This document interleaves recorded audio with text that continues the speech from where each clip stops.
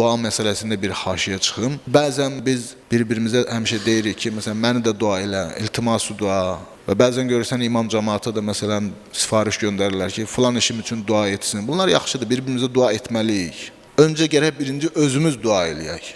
Mövlana Cəlaləddin Rumidən biri dedi ki, mənim üçün dua elə, mənim üçün Allaha dua elə. Dedi, yaxşı Allah soruşsa ki, o hardadır, onda nə deyim? Özü nə işinə məşğul olur. Və ən gözəl dualardan biri də budur ki, mömin qardaşın xəbəri olmadan sən onun üçün dua eləyəsən. Ən gözəl dua budur.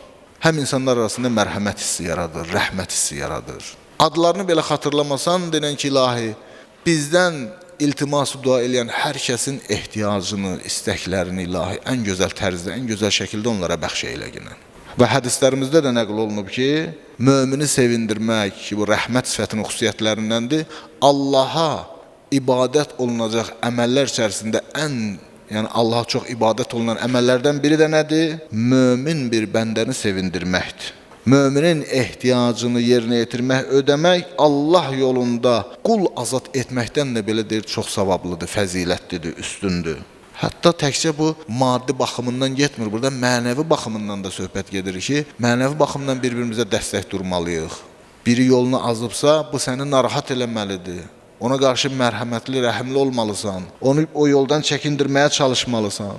Bir nəfəri azğınlıqdan qaytara bildin, zəlalətdən qaytara bildin, elə bir ki, bütün bəşəriyyəti hidayət eləmisən. Bütün bəşəriyyəti xilas eləmisən. Bir nəfəri də əksinə azğınlığa sən vadar eləsən, səbəb olsan ki, yolunu azsa, bütün bəşəriyyəti azdırmısan. Quran-ı Kərimdə Allah Teala buyurur, hər kəs haqsız yerə birini qətlə yetirərsə və ya fəsad törədərsə, yer üzərində fəsad törədərsə, fəsadı qətllə bərabər tutur bu ayədə. Neyib? Sanki bütün insanları qətlə yetirib. Hər kəs ehya eləyə, dirildə, dirçəldə yer üzünü, sanki bütün insanları, bütün bəşəriyyəti ehya eləyib, dirildibdir. Allah bu dünyada müəyyən bir sünnələr qoyub, müəyyən bir qaydalar qoyub. Bunlar dəyişilməyən qaydalardır. Və insan ümumiyyətlə həyatın formulunu o vaxt tapır ki, o ilahi qaydaları dərk eləyə bilir, anlaya bilir və o qaydalara uyğun olaraq yaşaya bilir. Hər şey bu cürdür. Qaydaları bilməyən bu oyunu oynaya bilməyəcək. İstənilən bir oyunda gərək qaydalar var, o qaydaları biləsən. Qaydalardan xəbərsiz olsan, həmin oyunu sən oynaya bilməyəcəksən.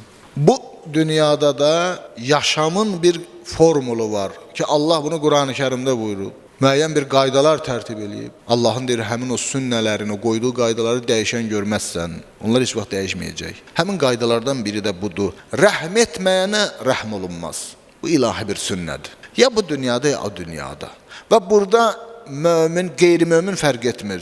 Hətta insanlar bax, məsələn, belə qeyri-mömindilər. Rəhm etmirsənsə, sənə də rəhm olunmayacaq. Rəhm edirsənsə, o rəhmət xüsusiyyətinə görə sənə də rəhm olunacaqdır. Bilirsiniz də, Hatəm-i Tayin müşrik idi. Müşrik olaraq da bu dünyadan köçmüşdü. Çox səxavətli birisi idi. Qəbiləsi əsir düşmüşdü. Peyğəmbər onun qızını bağışladı. Dedi, sənin atan əxlaq sahibi idi. Əxlaq sahibi idi. Alicənab bir insan idi. Ona xatir sən azadsan. Atan rəhm eləyib, sənə də rəhm olundu. Amma kim rəhm etməsə, ona rəhm olunmayacaqdır. Bu ilahi bir sünnədir.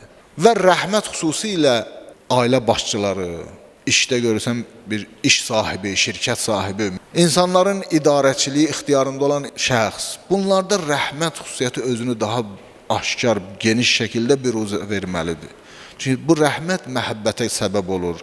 Allah Həzrəti Peyğəmbərə buyurur ki, ya Rasulallah, sən Allahdan olan rəhmət sayəsində insanlarla yumuşaq, xoş davrandın. Əgər sən qaba olsaydın, kobud olsaydın, sənin ətrafından qaçıb gedərdilər, heç kəs yanında qalmazdı. Rəhmət də insanlar bir-birinə cəzb eləyən, bir-birinə bağlayan. Rəhm etməsən, sənə də rəhm olunmayacaqdır.